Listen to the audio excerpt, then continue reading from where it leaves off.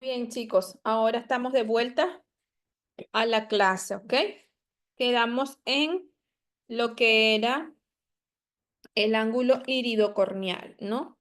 Estábamos hablando de que el ángulo iridocorneal podemos medirlo a través de la gonioscopía, que es un procedimiento que se realiza para ver las estructuras del ángulo y en función de la cantidad de estructuras que nosotros podemos ver allí, vamos a decir si es un ángulo abierto, estrecho o cerrado.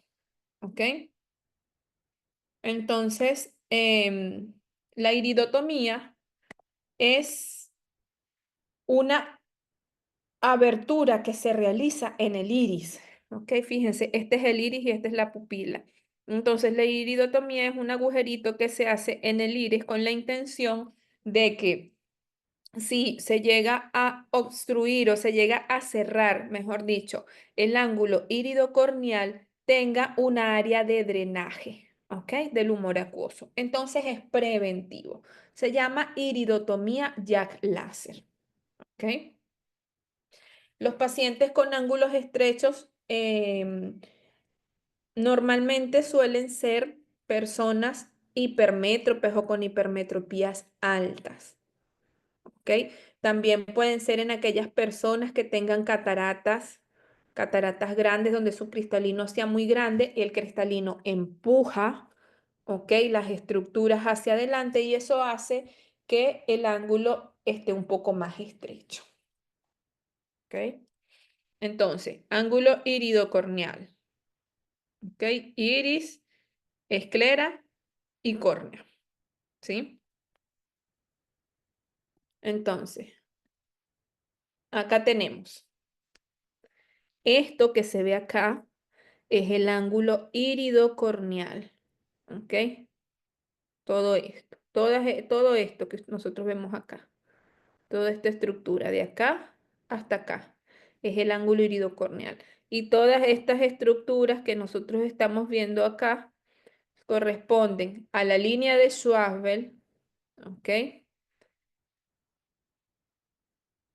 Al espolón escleral, ¿ok? A la malla trabecular y a la raíz del iris. Entonces, esas son todas las estructuras que nosotros vamos a ver en el, la gonioscopía. Entonces, si nosotros podemos ver todas las estructuras, decimos que es un grado 4 o un ángulo abierto, ¿ok? O muy abierto, ¿sí?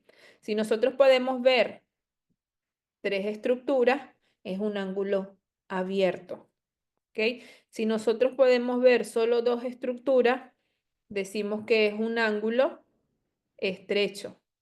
Si nosotros podemos ver solo una estructura, es un ángulo muy estrecho. Y si nosotros no vemos ninguna estructura y solo se ve la esclera y el iris, así, es un ángulo cerrado. ¿Ok? Entonces esa es la forma en que nosotros sabemos cuando un ángulo es estrecho o cerrado y qué tipo de glaucoma es. ¿Ok? Muy bien. Entonces fíjense que esto es un ángulo abierto. Aquí es un ángulo cerrado. ¿Ok? Fíjense que no se puede ver las estructuras, igual que acá. ¿Ya? Acá, esto es un ángulo con presencia de vasos sanguíneos. ¿Ok? Esto es un ángulo un poco pigmentado, pero se pueden apreciar todas las estructuras. Así es como se ve en vivo y en directo una gonioscopía. ¿Ok? Estas imágenes, aquí podemos ver la presencia de un material grisáceo en el borde de la pupila. Está presente en los pacientes con glaucoma pseudoexfoliativo, donde este mismo material, así como se encuentra en el borde de la pupila, también se va a encontrar en el ángulo iridocorneal y es lo que produce que se obstruya. Es otro tipo de glaucoma. ¿Ok? Y cuando nosotros dilatamos la pupila en estos pacientes, se va a dejar una marca sobre el cristalino. ¿ya? Entonces, hay distintos tipos de glaucoma, ¿ok? Muchísimos tipos de glaucoma. Cuando ustedes vean eh, la sección de patologías oculares, les van a hablar sobre glaucoma y todos los tipos de glaucoma que hay, ¿ok? Entonces, en este caso sería un glaucoma pseudoexfoliativo, ¿ok? Acá un glaucoma neovascular, ¿ok? Y acá glaucoma pigmentario, ¿ok? Donde el pigmento del iris se acumula en el ángulo iridocorneal, ¿ok? Entonces, eso para que solo tengan una idea de que existen muchos tipos de glaucoma, ¿ok? Y la importancia que tiene el ángulo iridocorneal para hacer los diagnósticos. Muy bien, chicos. Em, Me gustaría que hiciéramos como un pequeño repaso. ¿Quieren que lo hagamos ahorita o lo hacemos cuando termine la clase? Todos juntos, ¿qué opinan? ¿Hacemos un repasito ahorita o cuando termine toda la clase? Final de la clase. Al De final de una la vez. clase. Ok, muy bien. Entonces vamos a hacerlo al final de la clase, ¿ok? Cuando tengamos ya toda la información, hacemos la dinámica que hicimos la vez pasada de ir preguntándonos unos a otros, ¿ok?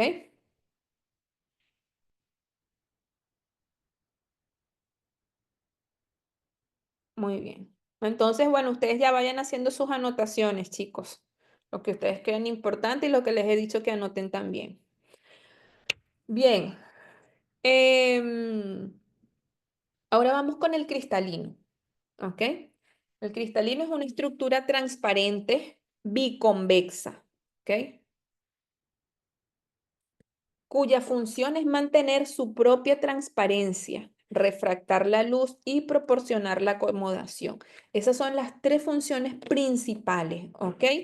Mantener su propia transparencia, refractar la luz y proporcionar el mecanismo de acomodación. No dispone de irrigación sanguínea ni inervación. Se encuentra situado detrás del iris. Este es el iris, ¿ok? Y delante del cuerpo vítreo. Todo este es el cuerpo vítreo. Suspendido por las zónulas de zinc, que son estas estructuras que ustedes ven acá.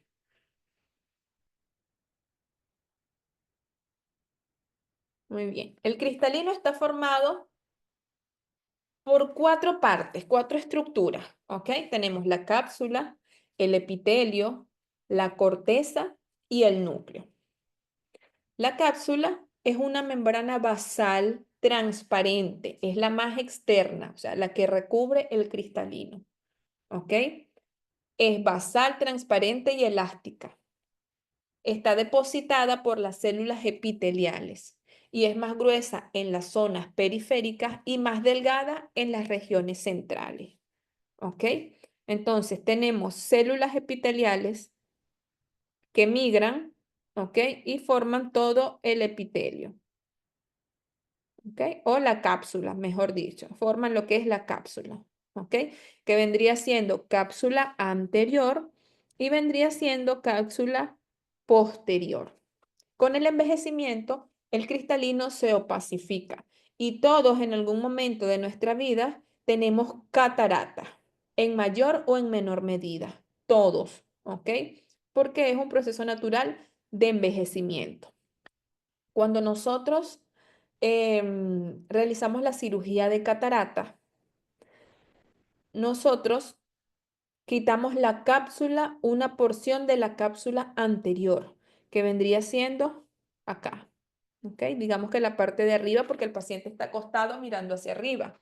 Entonces, en la parte superior, la cápsula anterior es la que nosotros retiramos. Hacemos un pequeño círculo y retiramos toda esa cápsula anterior. Luego se introduce el faco, se chupa la corteza, se chupa el núcleo, ¿ok?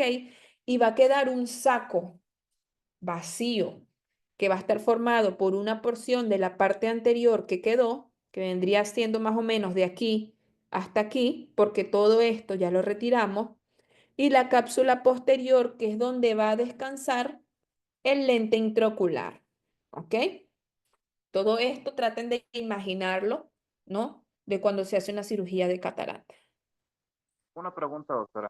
Dígame. Hacen estas capsulorrexis circular, ¿no? Y colocan o como explicaba, y absorben la catarata, pero en la extracapsular, ¿qué es lo que realizan? También hacen la ruptura de la cápsula. También, claro, solo que se saca el cristalino completo. ¿Ok? Ok, muy bien, gracias.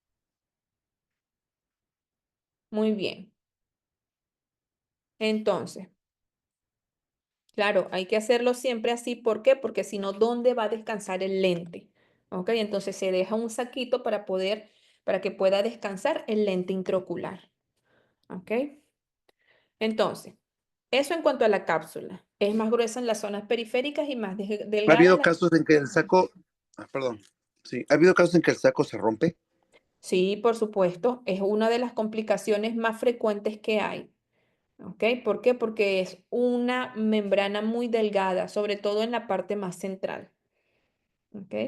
Entonces ahí ya hay que colocar otro tipo de lente que ya no se sujete en el saco, sino, por ejemplo, el lente de sujetación escleral. ¿Ok? Entonces ya eso implica otras cosas porque ya se sale el vitrio, se puede salir el vitrio de la cámara anterior, entonces hay que realizar una vitrectomía, es otro tipo de procedimiento. Entonces, inmediatamente detrás de la cápsula anterior se encuentra una capa única de células epiteliales, las cuales migran desde la región central hacia la periferia, donde se diferencian en fibras. ¿Ok? Eso detrás de la cápsula anterior. ¿Ok? Del cristalino no desaparece ninguna célula. Escuchen esto. No desaparece ninguna célula. Según se van depositando las nuevas fibras, ¿ok? Se aglomeran y se compactan las ya formadas, ocupando las capas más antiguas la zona más central, mientras que las fibras más externas son las más recientes y componen la corteza. Estamos hablando de adentro hacia afuera, ¿ok? Entonces, se forman las capas más nuevas, ¿ok? En la parte, digamos, más externa o en la corteza, ¿sí? Entonces, a medida que se van formando esas nuevas fibras, se van desplazando las más antiguas hacia el centro del cristalino. Por eso es que las cataratas se vuelven opacas, se vuelven duras y los cristalinos también se vuelven grandes, ¿ok? Opacos, duros y grandes, ¿ok? Entonces, esa es la razón, ¿sí? Por eso tenemos nosotros entonces cataratas nucleares, cataratas corticales y cataratas subcapsulares posterior, ¿ok? Dependiendo de la parte del cristalino que se ve afectado. Pero la más común es la nuclear, que es por envejecimiento. La más común en los traumatismos, ¿cuál creen ustedes que sea?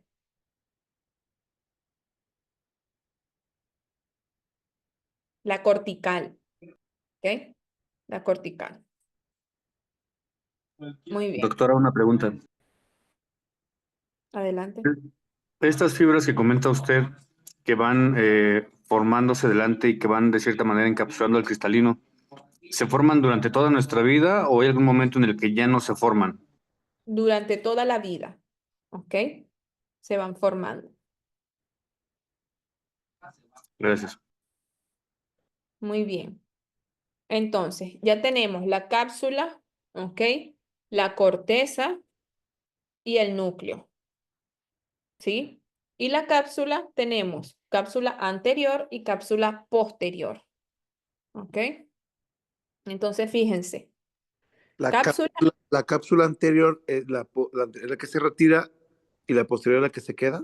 exactamente. Pero ojo, no se retira toda la cápsula anterior, se retira solo una parte, Ok. ¿ok? No podemos retirarla porque si no, entonces el lente se va a salir, ¿sí? Entonces quitamos como la parte central, ¿ok? Nada más. Por ahí metemos el lente de modo que no se pueda salir, ¿ok? El puro cristalino. Digamos que algo así, chicos, ¿no? Fíjense, supóngase, este es el cristalino, ¿ok? El puro cristalino, ¿no? ¿Perdón? Sería retirar el puro cristalino. La corteza y el núcleo, ¿ok? Y Sí. dejamos la cápsula nada más, una membrana delgadita, Ok, que ok. parece como un saco. Entonces, imagínense, ¿ve? Este es el cristalino. Entonces, supongamos que que este es el cristalino con el paciente acostado mirando hacia arriba, ¿no? Entonces, esta es la imagen que nosotros tenemos de arriba hacia abajo. Entonces, todo este es el cristalino. Supongamos que todo esto es la cápsula anterior, ¿ok? Todo esto, ¿no? Entonces, así es que se hace la capsulorrexis, ¿ok? Y esta Así. cápsula se regenera. Retiramos solo una parte, fíjate, retiramos es solo una parte, la parte central, ¿ok? Todo esto se retira y va a quedar esta parte de la cápsula anterior y por detrás o por abajo va a quedar toda la cápsula posterior que va a servir de base para que el lente descanse, ¿ok? Disculpe, doctora. Bueno, en la poca experiencia que tengo, hay algunos, cuando están haciendo la cirugía de catarata, algunos médicos que le llaman que se llevan la bolsita. Es esta parte que se llama la bolsa del cristalino y entonces ya no tienen en dónde colocar el lente y tienen que colocar un lente de 3 piezas que le llaman. Exactamente, ajá. El de sujetación escleral, ¿ves? Entonces, ¿qué pasa? ¿Cuál es el problema? Que la cápsula, que se rompa la cápsula anterior, no sé, que se rompió por aquí y entonces todo es por aquí se va a ir. Si se rompe en una, o sea, tiene que ser circular completamente. Esta es una de las partes más cruciales de la cirugía y las más delicadas, porque la capsulorresis se tiene que hacer continua. Se llama capsulorresis circular continua para que no haya ninguna rotura de la cápsula. Por ejemplo, si se rompe o la cápsula se va por aquí, no sirve. O sea, ya no sirve porque se va a ir y se va a romper toda la cápsula y el lente, cuando se ponga el lente, se va a terminar de romper la cápsula y se va a ir hacia atrás. ¿Ok? Entonces, ¿qué pasa? Ya no hay donde sujetar el lente y se tiene que colocar un lente especial que no va sujetado a la cápsula, sino a la esclera. ¿Ok? Es un tipo de lente especial. Entonces, Entonces, si aquí se tenemos, rompe la cápsula, y se va la lente, tienen que sacar el lente de la cámara interior del ojo, y ese es un exacto, procedimiento con una vitro, dijo una con vitro. una vitrectomía. Es Guau, otra cosa aparte, otra cosa, qué exacto. difícil. ¿Ah? Sí, es bastante complicado, em, pero ruptura de la cápsula posterior es una de las complicaciones más frecuentes, sobre todo cuando uno está aprendiendo. ¿Ok? Doctora, ¿y la cápsula después se regenera? No. ¿O no? No. Ujú. Entonces, chicos, núcleo, corteza, cápsula anterior, cápsula posterior, zónulas de zinc a cada lado, procesos ciliares y cuerpo ciliar, ¿ok? Bien, continuamos. Zónulas de zinc, también llamadas fibras zonulares, forman parte del aparato suspensor del cristalino. Son un conjunto de fibras finas, transparentes y elásticas que mantienen al cristalino suspendido y centrado dentro del globo ocular, permitiendo además su movilidad durante el proceso de acomodación. Estas son las zónulas de zinc, ¿ok? Estas mismas. Gracias a ellas es que se mantiene el cristalino en su lugar. Ubicación anatómica. Se encuentran en la cámara posterior del ojo, ¿ok? No confundan cámara posterior con segmento posterior, ¿ok? Recuerden que cámaras solo hay dos, la cámara anterior, Y la posterior. exactamente, la cámara anterior que va entre córnea e iris, ¿ok? Y la cámara posterior, que es un pequeño espacio que hay ¿entre qué? A ver, Imagínense, ya les he hablado de eso. Entre el iris y ¿qué sería la parte posterior del ojo? No, no decimos nada. Entre el Esta la cápsula posterior del cristalino. no, cápsula anterior del cristalino, ¿ok? Ah, ok. Exacto. Entonces, córnea e iris, cápsula anterior, cápsula posterior, iris y cristalino, pero cara anterior del cristalino, porque ya la cara posterior o la cápsula posterior del cristalino, y eso forma parte del segmento posterior, y eso está en contacto con vitrio, ¿ok? Es otra cosa, ¿ya? Correcto. Ok, muy bien. A ver si tengo una imagen acá. Exacto, mira, cámara anterior. Y este pequeño espacio que hay acá es cámara posterior, ¿ok? Este pequeño espacio que hay acá es cámara posterior. De aquí para acá es segmento anterior del ojo. Y de aquí para acá es segmento posterior. ¿Sí? Muy bien.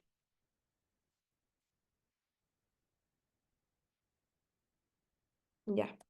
Entonces, se encuentran en la cámara posterior del ojo, se extienden desde los procesos ciliares del cuerpo ciliar hacia la cápsula ecuatorial del cristalino, es decir, hacia el ecuador del cristalino. ¿Ok? Forman un sistema en forma de anillo alrededor del cristalino, o sea, ellas suspenden al cristalino en toda su extensión a nivel del ecuador. Composición histológica están formadas principalmente por microfibrillas de fibrilina, una proteína de tejido conectivo. No contienen colágeno tipo 1 como la esclera o la córnea y son transparentes y avasculares. ¿Ok? ¿Cómo se clasifican? Se clasifican en anteriores, posteriores y ecuatoriales. ¿Cómo le damos esa clasificación? En función de su inserción. ¿Ok? Todas se originan, ¿no?, en el cuerpo ciliar, pero se insertan en distinto nivel del cristalino. Entonces, fibras sonulares anteriores, origen procesos ciliares, inserción, cápsula anterior del cristalino, anterior al ecuador. Por ejemplo, acá, ¿ok? Este es el ecuador. De aquí para acá están las fibras sonulares anteriores, ¿ok? Si son las posteriores, están del ecuador hacia atrás, ¿ok?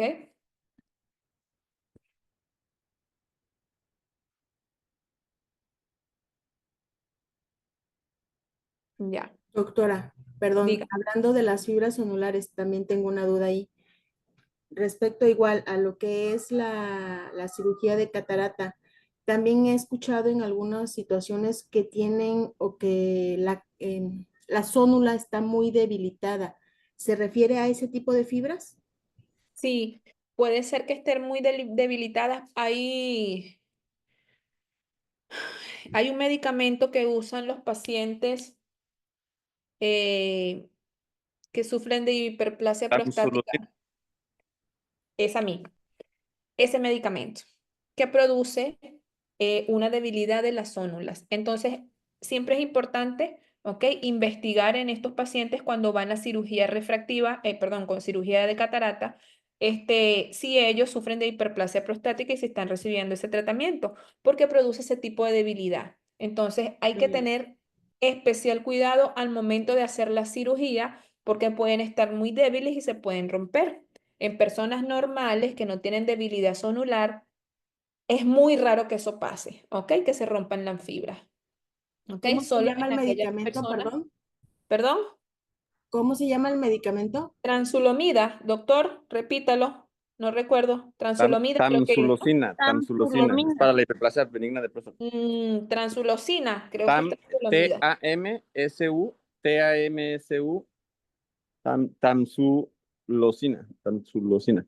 Vamos a verificar bien.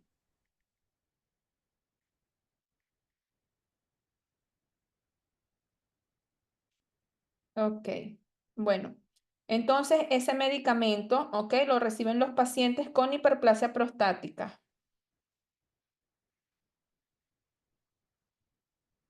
Muy bien. Entonces,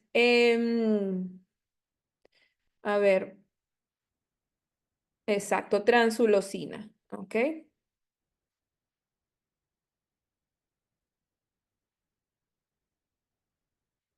Entonces, en estos casos sí puede pasar la ruptura de las fibras zonulares, pero en pacientes normales es muy raro a menos que hagan un movimiento demasiado brusco el médico haciendo la cirugía. Entonces, función de las fibras zonulares anteriores. Tracción hacia adelante sobre el cristalino. Colaboran en mantener su centrado. Junto con las posteriores, regulan la forma del cristalino. ¿Ok? Luego las fibras zonulares ecuatoriales. Origen, región media del cuerpo ciliar. Inserción, cápsula del cristalino en la zona ecuatorial. Están casi horizontales. ¿Ok? Función principal, suspensión directa del cristalino, estabilizar el eje óptico y transmitir directamente la fuerza durante la acomodación. Luego tenemos las fibras zonulares posteriores. ¿Ok? Ellas se insertan en la cápsula del cristalino, pero posterior al ecuador. Fíjense, ¿ok? Estas son las posteriores, estas son las anteriores, y por acá, que no se ven, están las que se insertan en el ecuador. Doctora, la tamsulosin también produce flacidez del iris. Exactamente, eso es correcto. Ujú. Entonces, función, tracción hacia atrás del cristalino. Participa en su aplanamiento durante la visión lejana. ¿Ok? Ayudan a mantener la posición posterior del saco capsular. ¿Cómo pueden ustedes saber si un paciente tiene debilidad de la zónula o que quizás haya una subluxación del cristalino?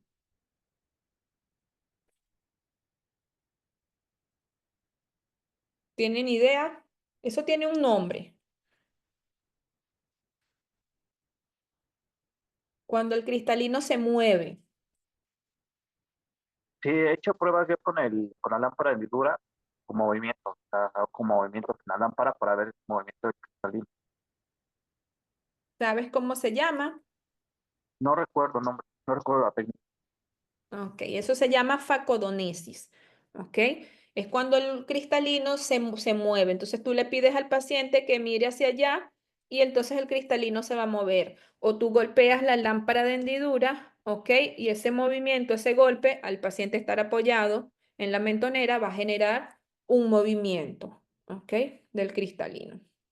Entonces ya con ese movimiento ya nosotros sabemos que el paciente probablemente tenga una subluxación, ¿ok? Y lo mismo puede pasar en el iris, ¿ok?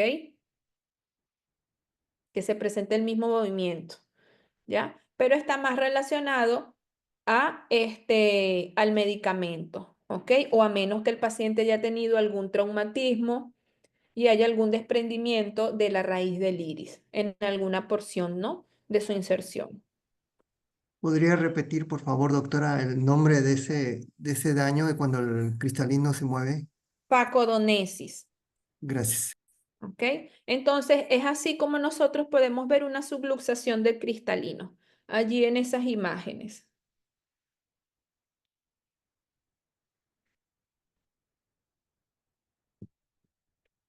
Fíjense, acá tú dilatas, ¿ok?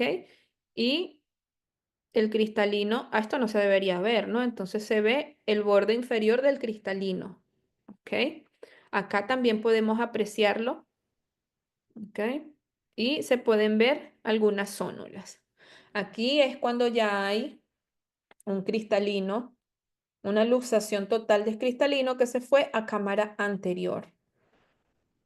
Así como se fue a cámara anterior, se puede ir a segmento posterior también. Y acá solo una catarata. ¿Ok? Entonces así es como se puede apreciar. Muy bien. Entonces, em, estas imágenes que tengo acá son de cataratas. ¿Ok? Distintos tipos de catarata. ¿Ya? Fíjense que en condiciones normales, un paciente sin catarata debería verse todo lo que es la pupila o el fondo del ojo así negro a simple vista. ¿Ok? Mientras que en este caso está una catarata total completamente opacificada y se ve blanca. ¿Ok? Entonces, hay cataratas nucleares, corticales y subcapsulares posteriores. ¿Ok? En función de la estructura del cristalino. ¿Cuál de estas ustedes creen que es una catarata nuclear?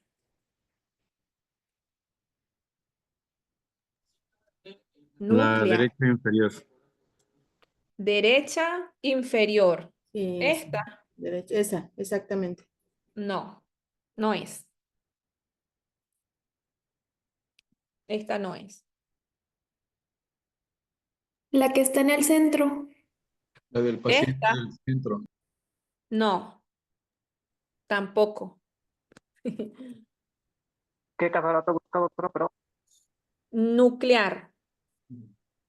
entonces sería la parte inferior, la mano, mi mano izquierda. Mm, no. Es esta, la catarata nuclear. ¿Ok? Las cataratas nucleares suelen ser amarillentas o marrones. Esta es una catarata dura, una catarata severa. ¿Ok? Esta es la parte cortical del ojo y esto es como, perdón, la parte cortical del cristalino y esto es como la parte ya más interna, está yendo hacia atrás. ¿Ok? El haz de luz se coloca a un costadito para nosotros poder ver la profundidad. Entonces, esto es una catarata nuclear. ¿Ok? Allá al fondo hay una pequeña opacidad que sería opacidad subcapsular posterior. No, sí, sí se dan cuenta, ¿verdad? Este sería la cortical, que es la parte más externa. Aquí ya va penetrando todo lo que es el espesor del cristalino, que es la catarata, la opacidad. Y aquí sería una pequeña opacidad al fondo, que sería en la cápsula posterior. ¿Ok? Entonces, bien, ya tenemos una catarata nuclear. Ahora vamos con una catarata cortical. ¿Cuál creen ustedes que sería una catarata cortical de estas otras que nos quedan? La de arriba a la Superior. derecha. La de arriba a la derecha. Fíjense que se ve más externa, ¿ok? Y normalmente las cataratas corticales suelen ser blanquecinas y tener forma de cuña, ¿ok? Es una característica. No siempre es así, pero es una característica común, ¿ok? Bien. En De estas personas jóvenes, doctora, en personas jóvenes, la catarata cortical es por algún golpe, ¿no? suele Normalmente, ser ujú, por traumatismo, traumatismo. exactamente. ¿Por qué? Por la cercanía, ¿no? A la parte más externa, ¿ok? Entonces es la parte cortical, ¿no? La que se afecta. De estas dos, ¿cuál creen ustedes que es una catarata subcapsular posterior? La de abajo a la derecha. Esta. Muy bien. Esta es una catarata subcapsular posterior, ¿ok?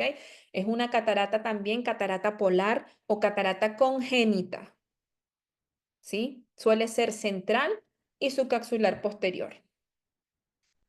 ¿Ok? Cataratas de nacimiento. Es muy común en los niños o en personas adultas que nunca les diagnosticaron o no se operaron. Producen ambliopía u ojo perezoso. ¿Por qué? Porque el paciente no puede ver. Este tipo de cataratas, ¿qué sería? ¿Nuclear, cortical o subcapsular posterior? Subcapsular posterior. Subcapsular posterior. ¿Cómo te diste cuenta? El reflejo, el primer reflejo que vi. Por el reflejo que se ve, el primer reflejo se ve en la superficie, ¿no? En la superficie, en la parte más externa. Me indica que esa es la cortical.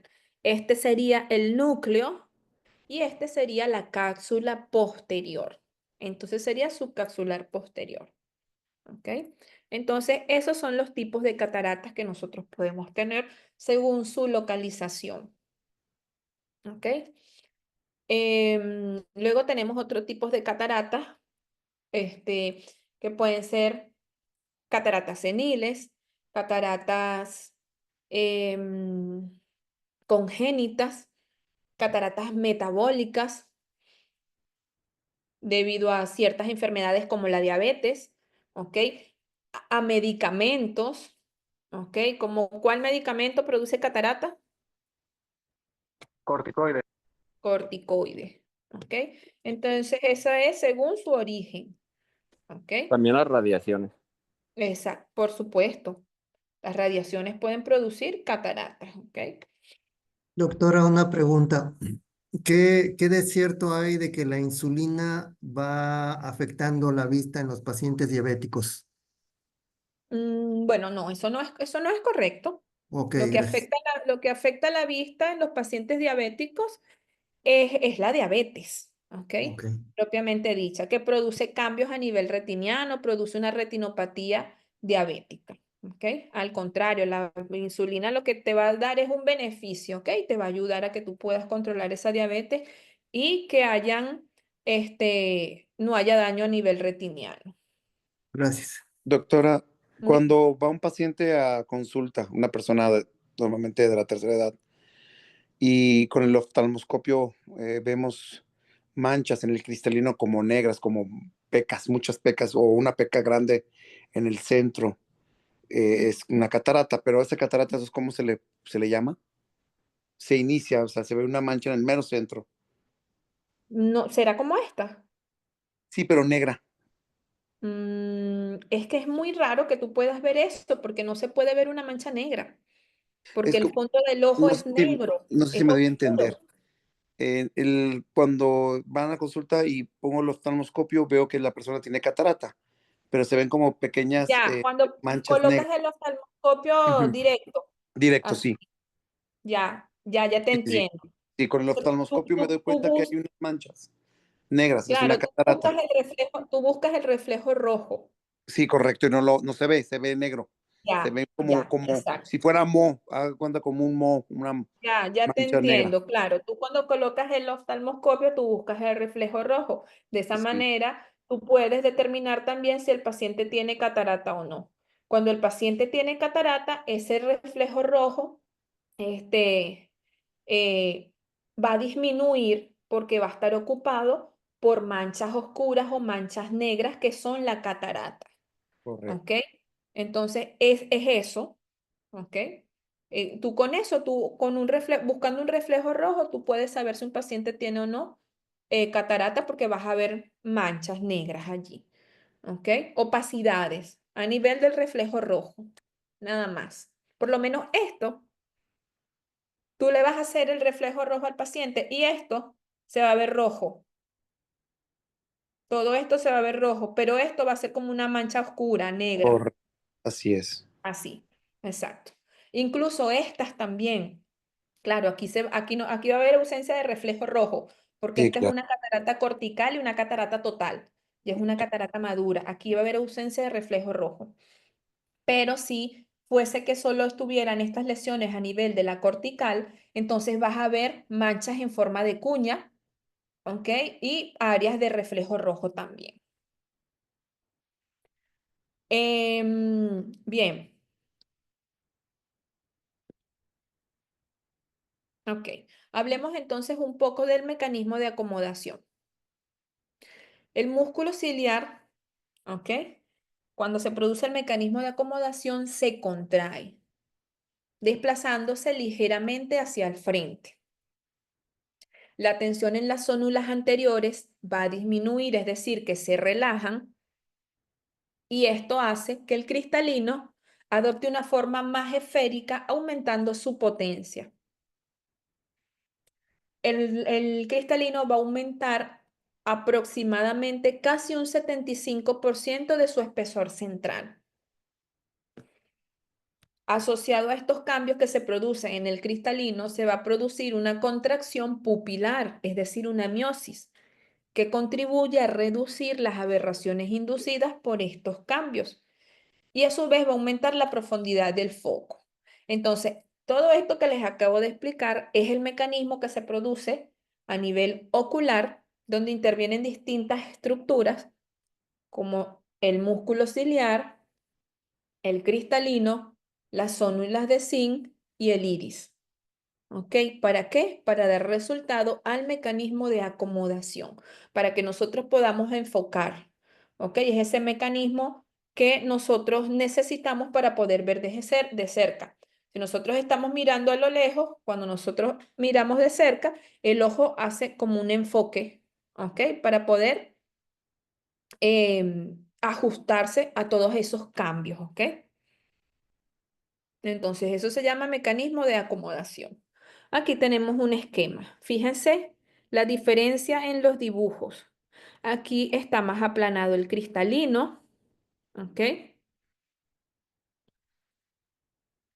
Las zónulas están contraídas, ¿sí? Aquí ya están más relajadas. Eso hace que el cristalino se abombe, aumente su poder dióptrico. Fíjense que acá está más redondito y acá está más aplanado. Entonces, eso hace, ¿no? El mecanismo de acomodación. Y permite que nosotros podemos enfocar las imágenes más anteriormente. ¿Ok? Fíjense, ¿no? La diferencia de la formación de las imágenes. Entonces la del lado izquierdo es para visión lejana, o sea, esta es la acomodación para visión Correcto, lejana. Y la con esa bombacha del lado de la imagen del lado derecho. derecho es para cercas, Exactamente. que es la que falla cuando nos hacemos presbicos. Correcto. ¿Por qué? Por el envejecimiento, ¿ok? Por la rigidez del cristalino, rigidez también de las zónulas, ¿ok? De los músculos del iris, todo eso. La misma miosis que se ve alterada en las personas viejitas, ¿ok? En las personas ancianas. Entonces, todo eso favorece a que aparezca la presbicia. Y a medida que van pasando los años, después de los 40 años, nosotros nos volvemos, ¿no?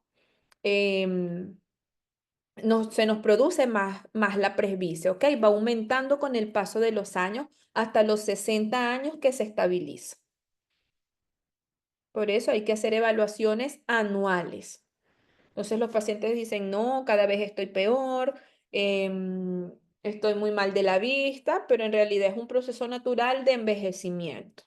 Y entonces incluso ellos asocian de que desde que se pusieron los lentes a los 40 años, empeoraron, ¿no? Y le echan la culpa al lente, pero es un proceso natural de envejecimiento. Muy bien.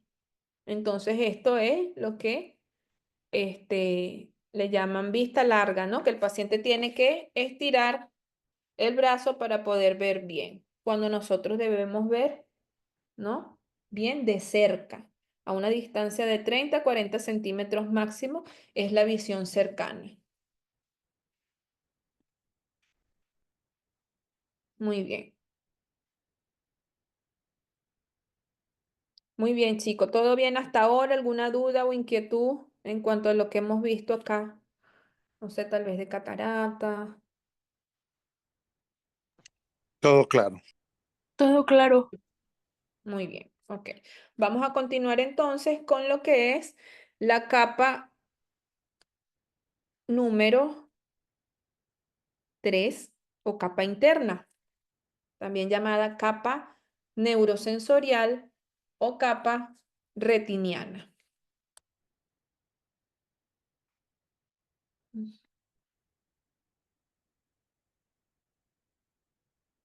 Muy bien. La capa sensorial, ¿ok? Es la capa interna del globo ocular. Es una estructura neurosensorial altamente especializada, encargada de recibir la luz que entra en el ojo y convertirla en señales nerviosas que van a ser interpretadas por el cerebro como imágenes. ¿Ok? Esa es la función principal de la retina. Incluso es considerada una extensión del sistema nervioso central. Tiene su origen embriológico del neuroectodermo. ¿Ok? Se forma a partir de una invaginación de la vesícula óptica que origina una doble capa, una capa externa pigmentaria y una capa interna neurosensorial. Muy bien. Ubicación anatómica de la retina. En sentido anterior se extiende casi hasta el cuerpo ciliar y termina en ese punto. Fíjense, este es el nervio óptico. Y esto amarillito que ustedes ven acá es la capa retiniana. ¿Ok? Hasta acá. ¿Ok? Entonces, termina en ese punto, en un borde irregular, que sería este, toda esta parte que está acá. ¿Ok? Donde se llama hora serrata. La unión de la retina con el cuerpo ciliar se llama hora serrata. ¿Ok?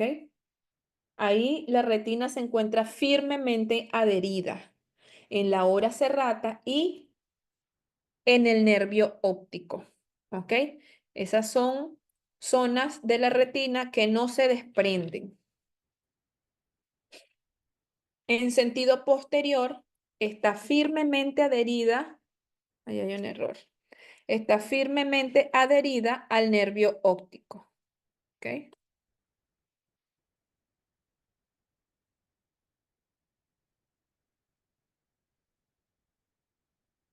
Su cara interna se halla en contacto con el vitrio.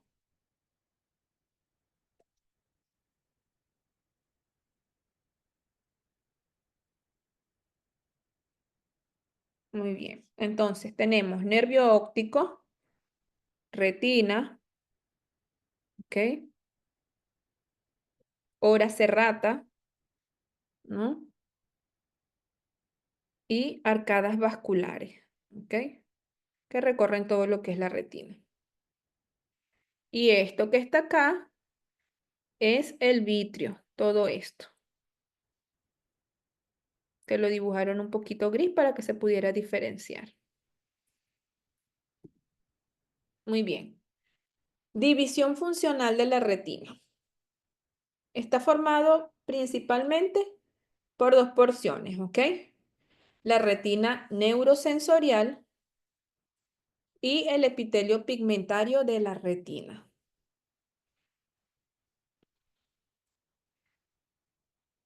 La retina neurosensorial está formada por 9 capas, ¿ok? De las cuales 4 son capas celulares. El epitelio, epitelio pigmentario, fotorreceptores, neuronas de conexión intermedia y las neuronas que dan origen al nervio óptico, conocidas como células ganglionares. Las otras capas corresponden a las conexiones sinápticas entre las células nerviosas y dos membranas limitantes. ¿Ok? El epitelio pigmentario de la retina es la capa más externa. Está adyacente a la coroides. Está formada por una sola capa de células cúbicas pigmentadas. Tiene funciones clave, como la fagocitosis de los discos de los fotorreceptores, absorción de luz para evitar el reflejo interno y tener imágenes más nítidas, transporte de nutrientes y desechos, y participa en el ciclo visual de la vitamina A. Es por eso que dicen que es importante que comer vitamina A porque favorece a la visión. Eso es completamente cierto. ¿Ok? La vitamina A participa en una cascada, ¿ok? De regeneración de moléculas que son muy importantes para la visión.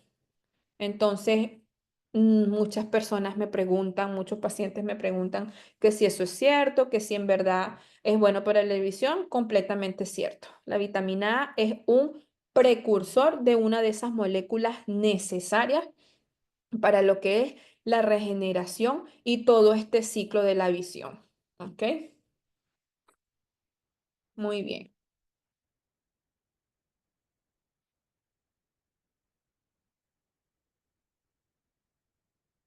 Ah, bueno, acá está, aquí se los coloqué. ¿Por qué es tan importante la vitamina A? La vitamina A es el precursor directo del 11-cisretinal.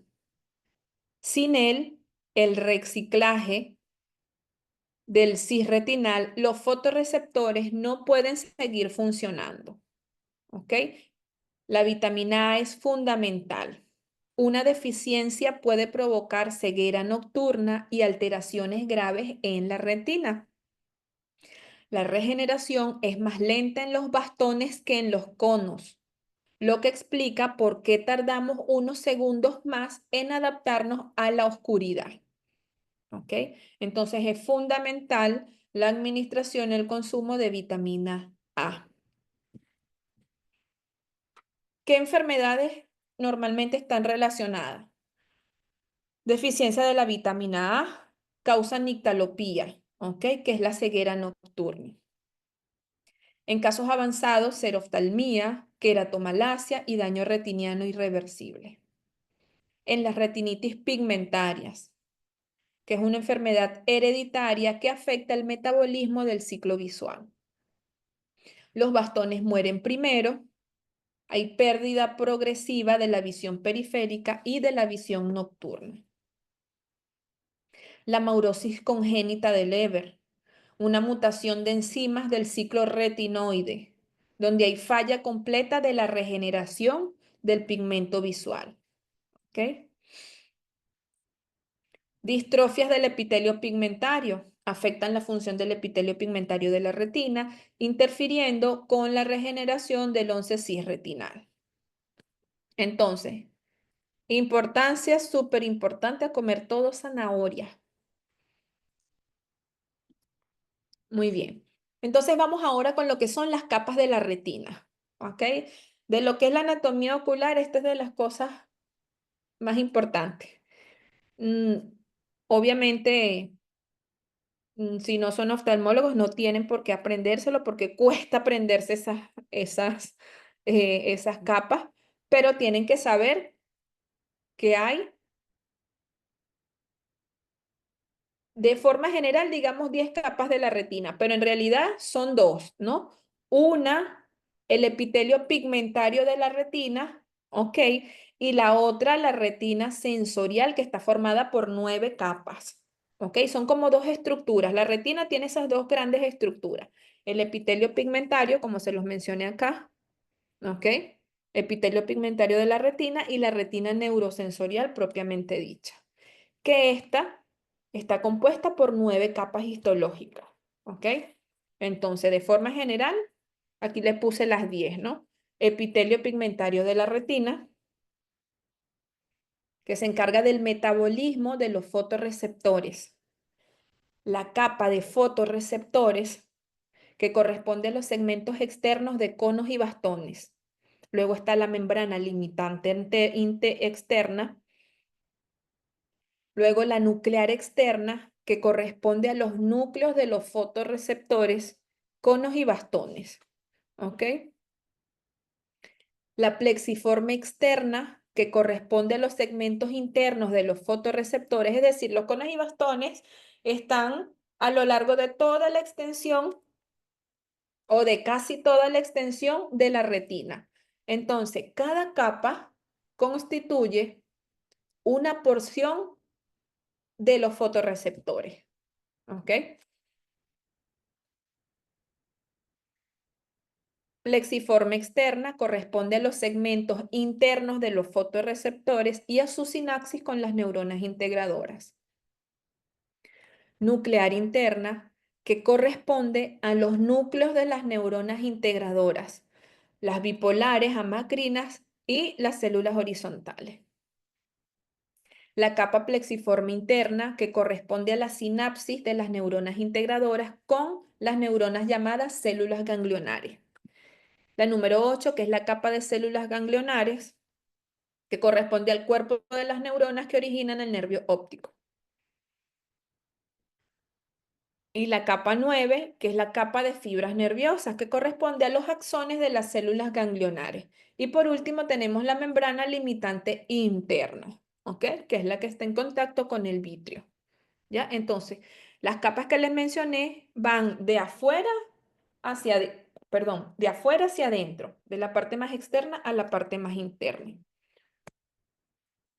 En esta imagen podemos ver, ¿ok? Epitelio pigmentario,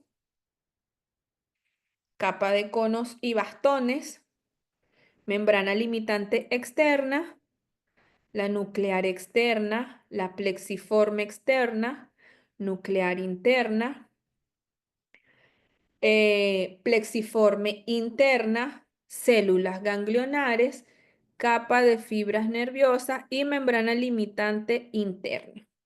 ¿Ok?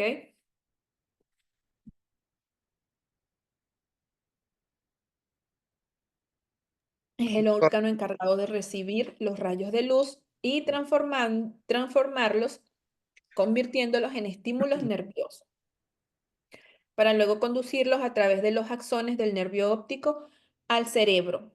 Allí son interpretados y transformados en imágenes. ¿Ok? Muy bien.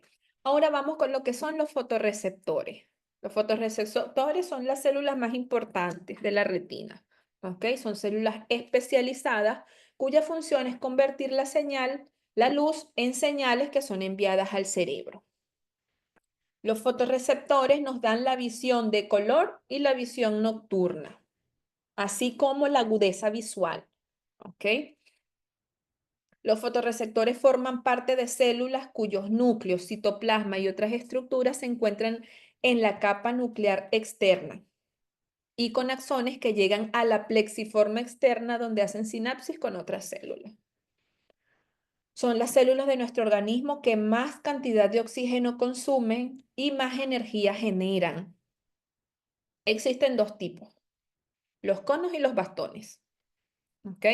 Los bastones son altamente fotosensibles, con una función en la visión nocturna. Los conos son responsables de la visión a color y de la agudeza visual. ¿Ok? Entonces, cuando hay daltonismo, fallan los conos. Exactamente, porque son los encargados de la visión de color. ¿Ok? La visión de color, sí. Exactamente. Y los bastones son altamente fotosensibles porque ellos son los encargados de la visión nocturna, de tratar de captar la mayor cantidad de luz posible para poder darnos una visión adecuada en condiciones de baja iluminación. Entonces, bastones, visión nocturna; conos, visión de colores, visión diurna y agudeza visual. ¿Ok? Anoten eso, por favor. Bastones, visión nocturna; conos, visión diurna, visión a color y, ¿qué más? Agudeza visual.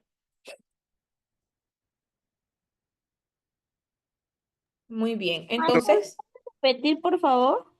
sí, bastones, visión nocturna; conos, agudeza visual, visión de colores y visión diurna.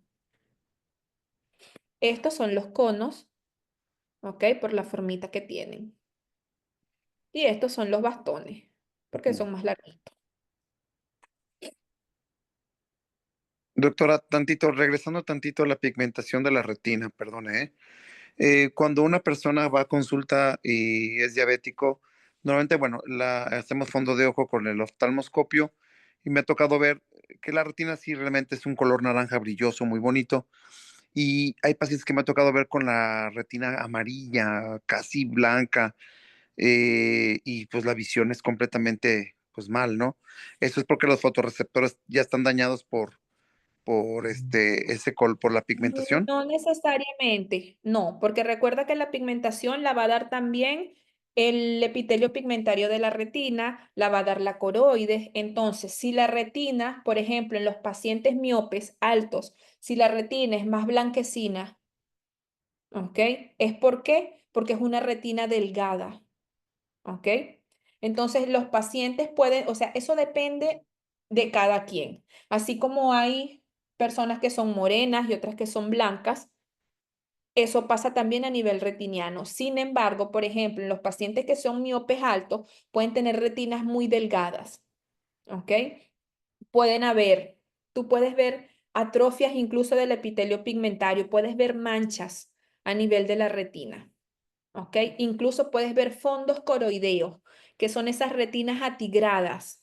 No sé si ustedes han visto, ¿ok? Que son retinas que parecen, que en el fondo se ven como, como tigre, ¿no? Como atigrada, como esa textura. Pero eso va a depender, sobre todo, de cada quien, de la genética de cada quien. Algunas se ven naranjitas, otras se ven más pálidas, otras más amarillitas, otras se ven atigradas. Entonces, por lo general depende de cada persona, ¿no? Y también de qué otras patologías pudieran presentar, ¿ok? Ok, muchas gracias. Entonces, vamos específicamente ahora con los conos. Bueno, ya va, acá. Están altamente especializados en la visión diurna, en color y con alta resolución espacial, especializadas en captación de luz de alta intensidad. Se encuentran principalmente en la mácula con una máxima concentración en la fovea central. Cada cono contiene un pigmento fotosensible que responde a una longitud de onda específica de la luz. O sea, los colores se dan en función de la longitud de onda de la luz, ¿ok? Y cada longitud de onda te va a dar a ti la percepción de un color. Así es que funciona, ¿ok? Según la longitud de onda. Entonces, hay alrededor de 6 millones de conos en cada retina humana, es decir, en cada ojo. Comparado con los bastones, son menos numerosos, pero están altamente especializados en la percepción de detalles finos, por eso les hablo de la agudeza visual y de los colores. ¿Ok? Los conos son los que nos permiten a nosotros leer, perdón, son los que nosotros nos permiten detallar el rostro y la finura, ¿ok? Y los detalles muy finos, mientras que los bastones se encargan más de la visión periférica y de ayudarnos a nosotros a ver en la oscuridad.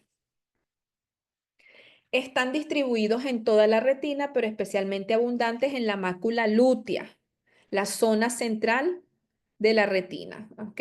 Esta es la mácula y esta es la fovea.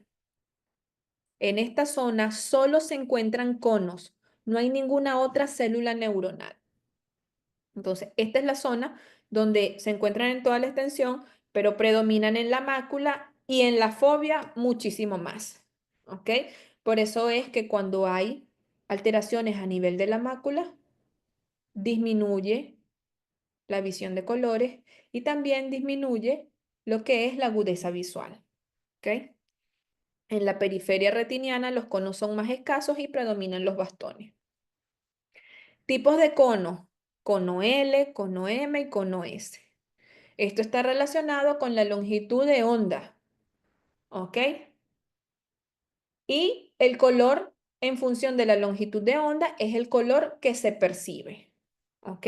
El cono L percibe rojo, cono M verde, cono S azul. Hay 3 tipos de conos, cada uno sensible a una longitud de onda distinta del espectro de luz visible. La visión en color se basa en la estimulación mejorada de estos 3 tipos de conos, ¿ok?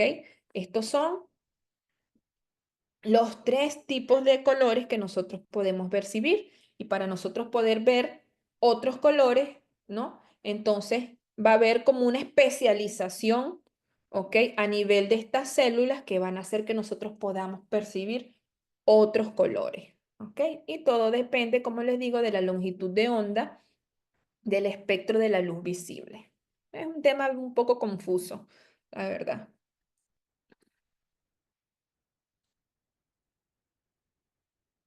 Bien, entonces, ¿cómo funciona esto? Primero se hace la captación de la luz, ¿ok? La luz incide en el pigmento del segmento externo, ¿ok? Luego se transforma en una molécula que se llama todotransretinal, que activa la opsina, ¿ok? Em, esta molécula necesita de la vitamina A, ¿ok? Para poder formarse en 11-cis retinal, ¿ok? Y es el precursor, ¿ok? Por eso es tan importante lo que es la vitamina A. Después de esto se activa la cascada de señal visual. Hay una serie de mecanismos que se producen, ¿no? Para que se puedan activar los conos, ¿ok?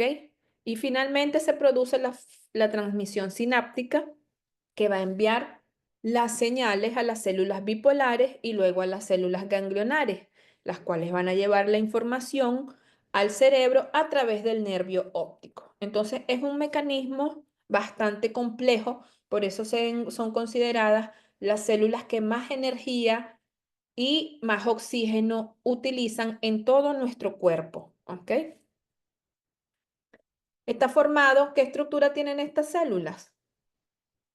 El segmento externo, un segmento interno, el núcleo, el cuerpo celular y el pedículo sináptico, ¿ok? ¿Qué trastornos normalmente están relacionados con los cones? Bueno, el primero y el más común en los hombres, el daltonismo, ¿ok? O discromatopsia, que consiste en una deficiencia o ausencia de uno o más tipos de conos. Por Es más ejemplo, en los hombres, es más en los hombres que en las mujeres sí, el daltonismo es más frecuente en los hombres que en las mujeres. Es muy raro ver una mujer daltónica. Yo interesante. creo que una sola vez, creo que la vi y fue cuando estudiaba. Creo que una sola. De resto, todos mis pacientes que he visto así con daltonismo han sido hombres. Por ejemplo, los individuos con deuteranopía no perciben bien el verde. Es decir, que hay fallo en los conos M, ¿ok? Acá está. Cono M, color percibido, verde. Entonces, si hay alteración, si el paciente no ve bien el verde, está alterado el cono M, ¿ok? Bien, distrofia de conos. Enfermedades hereditarias que degeneran los conos. Disculpe, Degeneración doctora. macular relacionada con la edad. Sí, Sí, adelante. disculpe, doctora. Una pregunta. Eso es cuando por ejemplo, yo tengo una sobrina que confunde el color verde con el azul. Sí. Claro, por supuesto. Exacto. Ujú. Degeneración Ok. macular, es raro ver una mujer así, pero pasa. Yo no, yo muy pocas, de verdad. Creo que una sola he visto mujer, ¿no? Degeneración macular relacionada con la edad afecta principalmente la zona con más conos, es decir, la mácula, ¿ok? Monocromatismo es una condición rara donde solo un tipo de cono está presente o funcional. Y los pacientes ven en escala de grises, ¿ok? Eso en cuanto a los conos, chicos. Lo más importante que tienen que saber, ¿qué es? A ver, díganme, de los conos. Hicieron sus anotaciones. ¿Qué es lo más importante que deben saber de los conos? Que se encuentran en la zona de la fobia, Ujú. ¿Qué más? dan color, Visión diurna para la visión diurna y colores y agudeza visual. Y agudeza visual. Lo más importante. ¿Ok? Hay 3 tipos de conos y es en función de la longitud de onda, ¿ok? Que nosotros vamos a percibir los colores, ¿ya? Entonces, ahora vamos con los bastones que son considerados los fotorreceptores de la visión nocturna.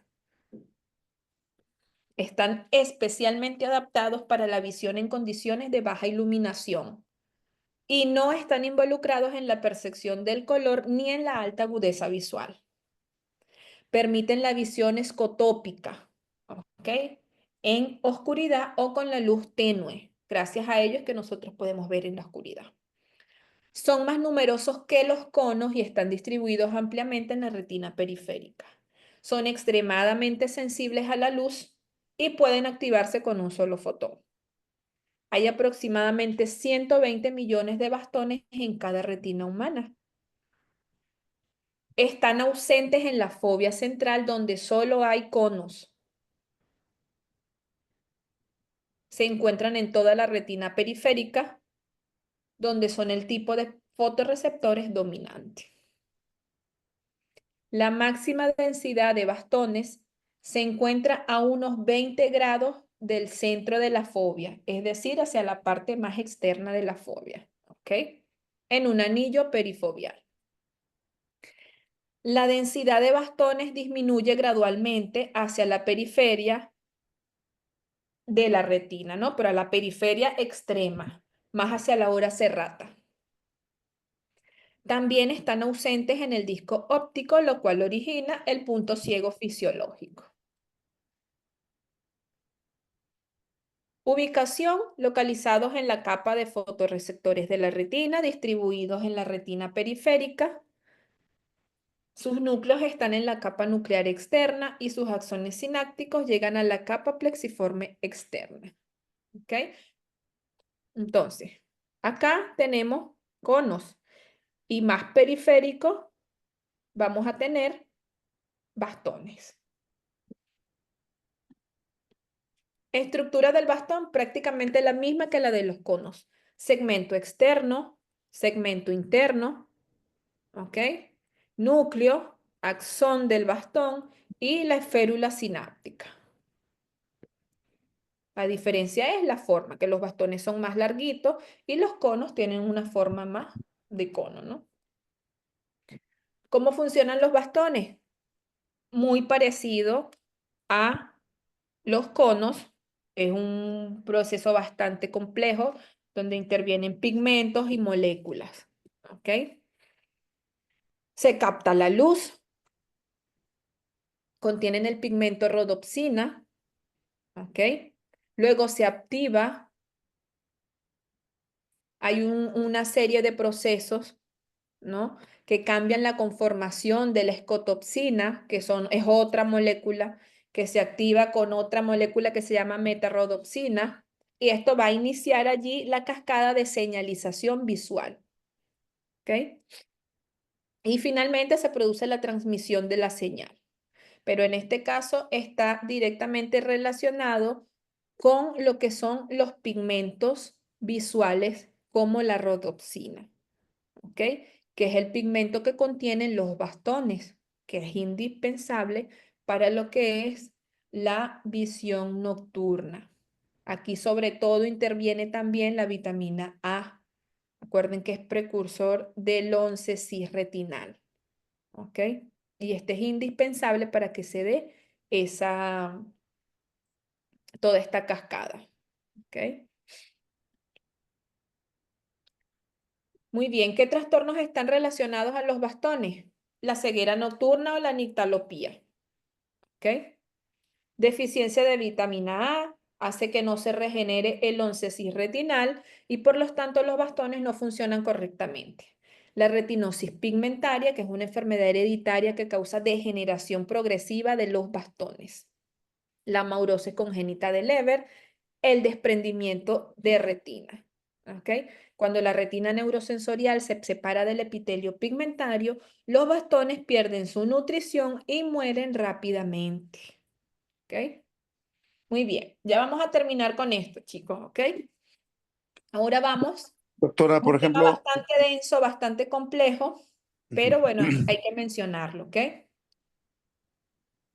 perdón, doctora, más antes de que inicie con la división topográfica, tengo mi hermana que ella le cuesta mucho trabajo manejar de noche, o sea, es muy difícil para ella y tiene años con ese esa situación. Es por entonces, alguna daño en los bastones, porque en el día no hay ningún Podría problema, ser, en el día ve muy bien y maneja muy bien, pero podría baja la ser. luz y... Exactamente, a ella tendrían que, primero, Ujú. neurooftalmólogo, ¿ok? Neurooftalmología son los oftalmólogos más especializados en ese tipo de trastorno, ¿ok?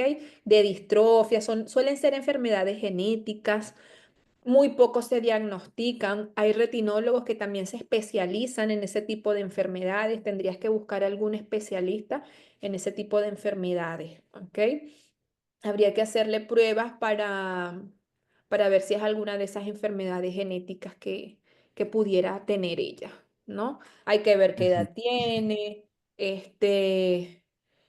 alguna otra patología asociada, pero podría ser porque eso no es normal, ¿ok?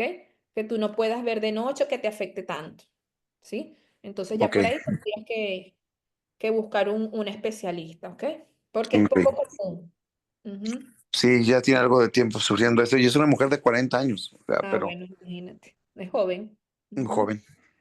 Sí. Entonces, división topográfica de la retina. Retina central, ¿ok? Que está formada, esta es la retina central, ¿ok? Que está formada por la mácula y por la fovea. Luego tenemos el disco óptico, de donde salen las arcadas vasculares, ¿ok? Y finalmente lo que es la retina periférica. Todo lo que esté fuera, ¿no? De la retina central. Entonces, la mácula,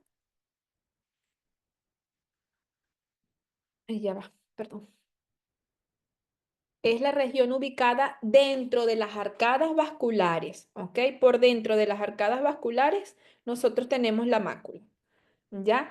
Mide unos 5 o 6 milímetros de diámetros, ¿ok? Y cuenta con 2 o más capas de células ganglionares. Dentro de ella podemos encontrar la mácula lútea, ¿ok?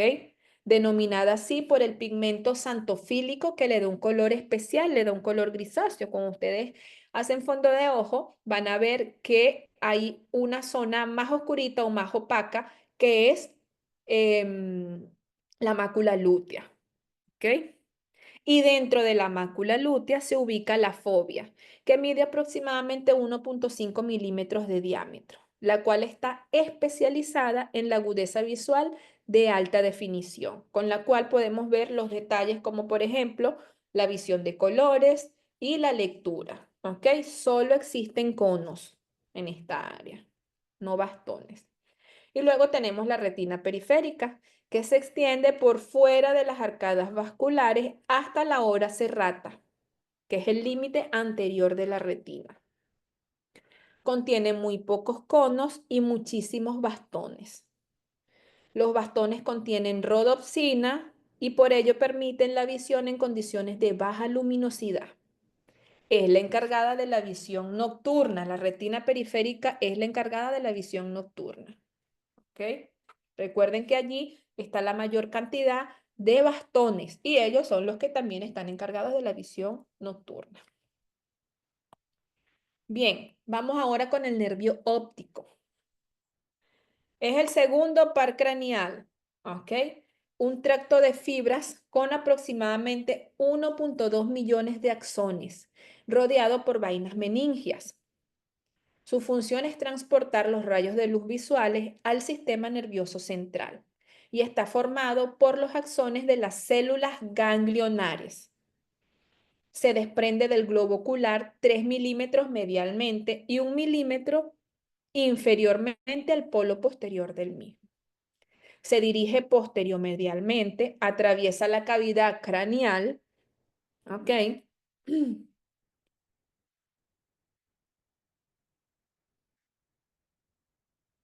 Y termina en el ángulo anterolateral correspondiente al quiasma óptico, ¿ok? Su longitud total es de unos 5 centímetros, ¿ya? Tiene una porción intraocular y una porción intraorbitaria. La porción intraocular, que es la papila, es la porción más corta, tiene 1 milímetro de profundidad y 1.5 milímetros de diámetro vertical. La porción intraorbitaria tiene de 25 a 30 milímetros de longitud y allí es más grueso, mide de 3 a 4 milímetros de diámetro. ¿Ok? Entonces, esta sería la porción intraocular, justo donde penetra el globo ocular y tiene una profundidad de 1 milímetro apenas. ¿Ok? Mientras que la porción intraorbitaria, ¿ok? Esta es la órbita, este es el nervio óptico, mide de 25 a 30 milímetros de longitud. Desde el globo ocular hasta el agujero óptico en el vértice orbitario.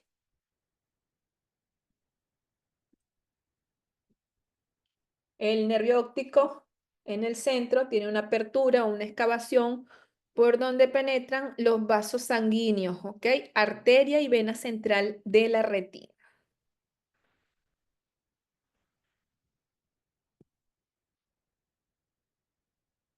Muy bien, chicos.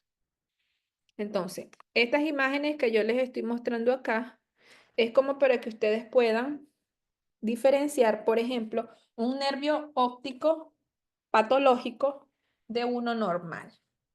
¿Cuál creen ustedes que es el nervio óptico patológico? Izquierdo, El izquierdo. ¿Por qué? la excavación. La Por la excavación es muy rara. excavación. Es una excavación amplia, ¿ok? Y hay un rechazo nasal de los vasos sanguíneos, ¿ok? Todos los vasos se fueron hacia un costadito, ¿sí? Y la excavación es esta, es el agujerito por donde salen los vasos sanguíneos, entonces este agujero es grande. ¿En qué condiciones patológicas puede haber excavaciones amplias? Glaucoma, En un glaucoma. ¿En cuál otra?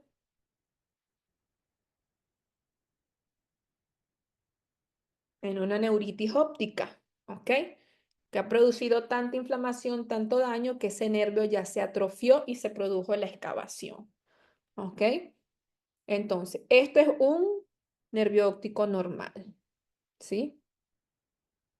En función de la excavación, ¿ok? Fíjense que la excavación es mucho más pequeña. ¿La excavación es lo más amarillo, doctora? Exactamente. Ok, a ver, para. Es, Es que es muy es lo, interesante eso, porque no.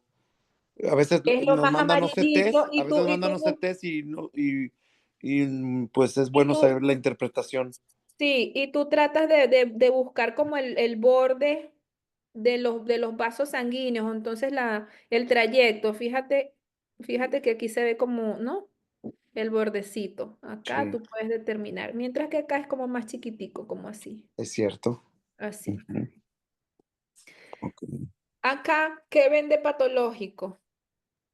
la inflamación del nervio óptico, La inflamación del nervio óptico. ¿Qué hay o qué no hay? ¿Qué ven de raro? ¿Qué les parece? pues la, el borde difuso, El ¿no? borde, primero el borde está sobrelevado, ¿sí o no? Que se ve sobrelevado, ¿ok? Segundo, el borde está borrado, ¿ok? Disco óptico con bordes borrados, no se ve como se ve acá. Mira, bordes definidos, ¿ok? Aquí está completamente borrado. Eso indica edema de la papila, ¿ok? No podemos apreciar la excavación, ¿sí? Y hay acá hemorragias, ¿ok? Y bueno, acá tenemos una estrella macular, ¿ok? Que es un edema de la mácula. Bien, esta ya es otra lesión, pero de la mácula, ¿ok? Que está presente en retinopatías hipertensivas severas, ¿ok? No retinopatías diabéticas, sino retinopatías hipertensivas severas. Se ve esto. Y bueno, acá tenemos, Y ahí sería con manejo también de esteroide, ¿no? O corticosteroides. claro, exacto, Me parece. corticoides, antiangiogénicos, ¿ok? Ok. Sí, un tratamiento amplio, ¿no? Entonces, ¿qué aprecian acá? Retinopatía diabética, Una retinopatía diabética. ¿Qué signos de retinopatía diabética ven? ¿Qué les llama la atención allí? microhemorragia, exudado, Microhemorragias, ¿ok? Hemorragias en llamados. llama. Las hemorragias en llama son como estas hemorragias así larguitas, ¿ok? Que siguen la línea de los axones, de las fibras nerviosas, por eso se ven así, porque las fibras nerviosas salen del nervio óptico y transcurren toda la retina, salen así en arcadas, ¿ok? Por arriba, por acá abajo, entonces tienen ese trayecto. Entonces, También por eso las circulares, estas circulares que están más en la periferia. no, estas que son así Esas como, son estas son las que siguen el trayecto, ¿sí? el Que son trayecto. como lineales, mientras que estas no, Ah, estas son, esas. sí, que no son microhemorragias, porque ahí son grandes, se ven bien, ¿no? Sí, ok. Pero también Exudados, son hemorragias. son hemorragias, todo lo Ok. que tú veas ahí rojo es hemorragia. Exudados duros, exudados algodonosos, ¿ok? Esto es retinopatía diabética. Ya muy avanzada. ¿Con qué estudio se hace esto? Con una tomografía. Tomografía. Sin embargo, esto se puede ver a simple vista en un fondo de ojo, ¿ok? Pero este estudio de esta imagen te lo puede dar una OCT o una tomografía, ¿ok? Te lo puede dar una retinografía, que es como una foto del fondo de ojo. Y tú misma con tu fondo de ojo puedes ver todo esto, porque esto se ve a simple vista, ¿ok? Muy bien, chicos, ya hemos... Ay, nos faltó vitrio. Pensé que ya había terminado. A ver, vamos a hablarles un poquito del vitrio, que ya nos tenemos que ir. Entonces, vitrio es lo único que nos falta, ¿ok? La cavidad vítrea tiene un volumen cercano a 4 ml y ocupa los 4/5 partes del volumen total del globo ocular. Fíjense todo el espacio que ocupa, ¿ok? Es un gel transparente compuesto en un 99% por agua. Su viscosidad es el doble del agua, ¿ok? Principalmente por la presencia de ácido hialurónico. También se pueden encontrar fibras colágenas tipo 2 y se encuentra adherido a la retina, ¿ok? Em, lo que les puedo mencionar de importancia con el vitrio es que es el encargado de las miodesopsias. Es el culpable de que las personas lleguen a la consulta y les manifiesten que están viendo mosquitas volantes o que ven cositas en su campo visual que se mueven. ¿Ok? El vitrio con el paso de los años se vuelve fibrilar y eso genera sombras a nivel de la retina, que son esas cositas que nosotros vemos. Son completamente inofensivas. ¿Qué le podemos decir al paciente? Si aparecen de forma bruscas y abundantes o asociadas a destellos de luces o a colores, ahí sí que acudan con el oftalmólogo porque podría ser un signo de alguna otra cosa, como un desprendimiento o un desgarro de retina. ¿Ok? Pero normalmente las miodesopsias suelen ser inofensivas. Se le pide al paciente que se acostumbre a vivir con ellas. Si le molestan extremadamente, se les podría hacer una vitrectomía. Pero yo no soy partidaria de ese tipo de cirugías porque son cirugías muy invasivas. ¿Ok? Entonces, ya pues se le explica al paciente y si él ya quiere hacerse su vitrectomía, que se la haga, si es que le molesta demasiado, ¿no? Pero bien, este es un vitrio que está desprendido, no pasa nada porque él se desprende a lo largo de la vida, ¿ok? Un vitrio desprendido, mientras que aquí ya hay un desprendimiento de retina que se ve una capa mucho más gruesa, ¿ok? Fíjense que acá es una capita delgadita que corresponde a desprendimiento de vitrio. Y acá una capa más gruesa, ¿sí? Desprendimiento de retina, desprendimiento de retina. Y por último, bueno, pues la irrigación, ¿ok? Está irrigada la retina, ¿por qué? La parte externa está irrigada por la red capilar de la lámina coriocapilar de la coroides, es decir, la coroides irriga la parte externa, las capas más externas de la retina, mientras que las capas más internas de la retina vienen irrigadas por la arteria y por la vena central de la retina, la que sale directamente del nervio óptico. ¿Ok? Listo, chicos, eso es todo. Bueno, esta vez la clase fue un poco más larga, más enfocado a la parte de anatomía, no discutimos tanto lo que fue las patologías oculares, pero sinceramente espero que haya sido de su agrado. Creo que ha sido una clase también muy nutritiva y muy interesante. Bueno, pues los escucho.